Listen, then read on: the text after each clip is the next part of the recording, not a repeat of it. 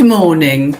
I'm going to go back to last year, i.e. 2025, and I'm going to read my Bardic entry in its entirety.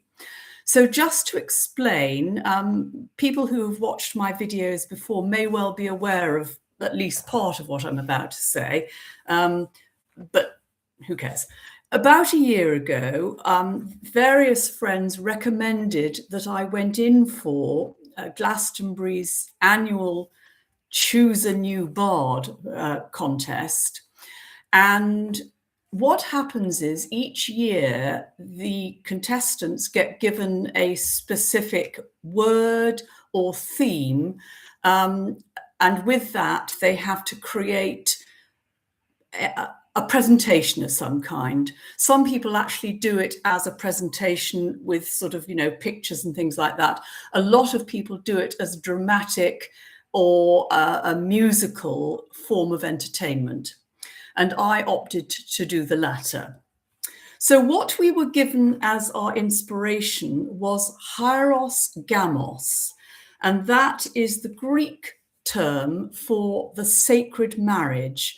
And I already knew a little bit about that, but I did a lot of research, which was absolutely fascinating, and I got really engrossed in the whole thing. And then I wrote out several versions, as you do, and finally came up with one that I was satisfied with. And I included in it, right at the end, the oldest known song, which is called Psychelos's Epitaph, and it was written, it was first sung in 200 BC, which even somebody as old as me doesn't remember. So as I say, I sang that and I read out my piece first, and a lot of people were very complimentary, and they said it was wonderful and that they thought they were really inspired by it.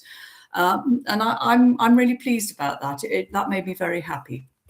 So just a warning, I always put these videos on for 18s or over. This particular piece of writing, it does have sexual content. The hieros gamos was the sacred marriage, and of course marriage also implies sexual getting to know one another in that sort of way. So there will be references to sexual matters. So I started, I was wearing my robe and cord, and I started by banging a staff 3 times on the stage. Let me take you back 5,000 years to our earliest known civilization, ancient Sumeria, Mesopotamia, and the city of Uruk, now part of Iraq. Perhaps the crops failed. The bright and cloudless blue sky became a prison of blight and starvation. Things frizzled in the heat and people perished. Maybe one man and one woman, or an entire tribe, or a king chieftain joined the dots of lovemaking and new growth, of the damp and sea salt smelling aroma of the erotic, of fresh rain life upon tinder dry grass, and created, through man plunging into woman's fertile delta, the hieros gamos, called the sacred marriage in English.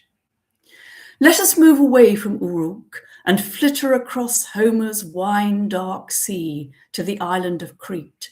And as the sun begins to set upon the peaks of Mount Lefkaora, Psiloritis, and Iuktas, leaving rose-shaded caps, let us look down upon the Minoan palace of Knossos, and picking warm, fragrant handfuls of mint, lavender, sage, and thyme, inhale Crete's olfactory signature.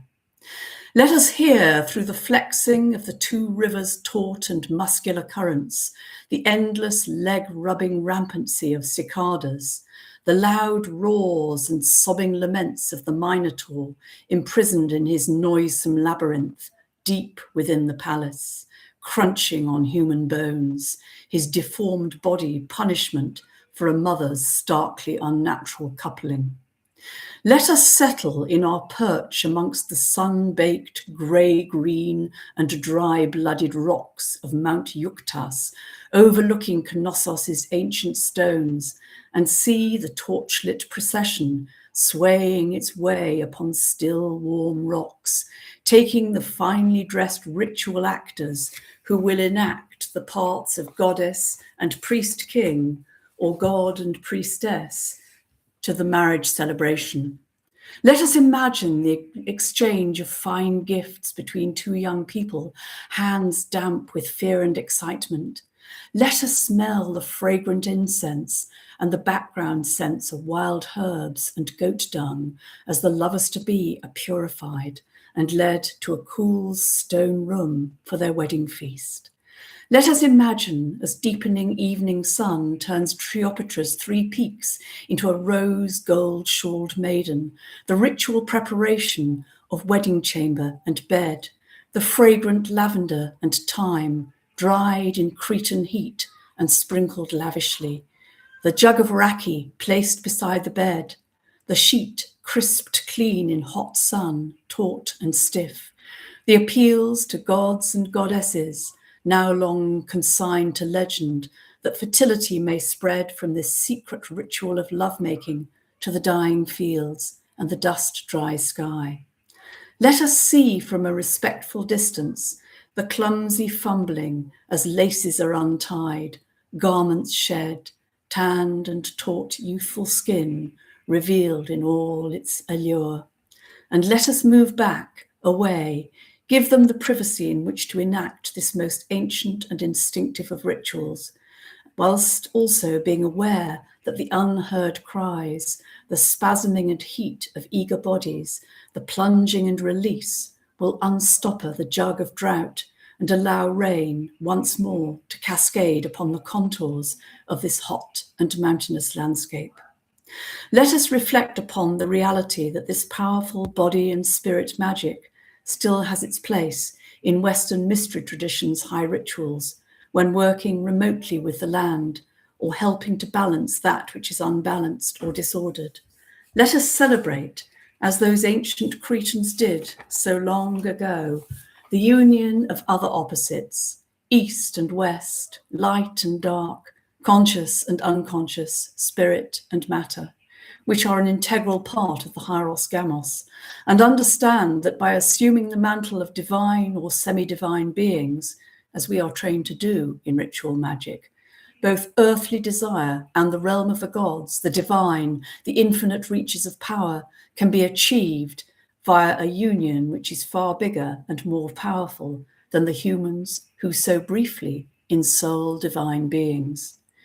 Let us, as darkness descends fully upon the fragrant Cretan landscape, bow down before the inventiveness of those far-off ancestors we never knew, and revel in their creative powers. And I sang Psycholos' epitaph, which I have actually already recorded on here, so I won't sing it again. So that is my piece all about hieros gamos and other such matters. Okay, that's it for today. Bye.